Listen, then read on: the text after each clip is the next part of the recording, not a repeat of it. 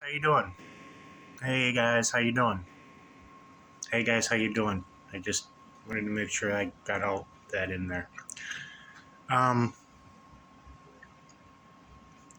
I after all the research I did on energy weapons and microwave torture and that kind of stuff, I figured. Well, basically what they said is you do this. It's aluminum foil on top inside of your hat, and then for extra protection, you use a copper halo.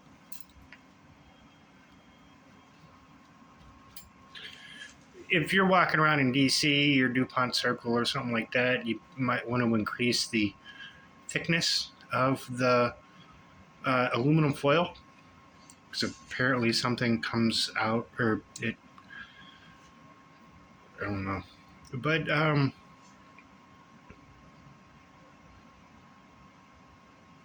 seems to be working.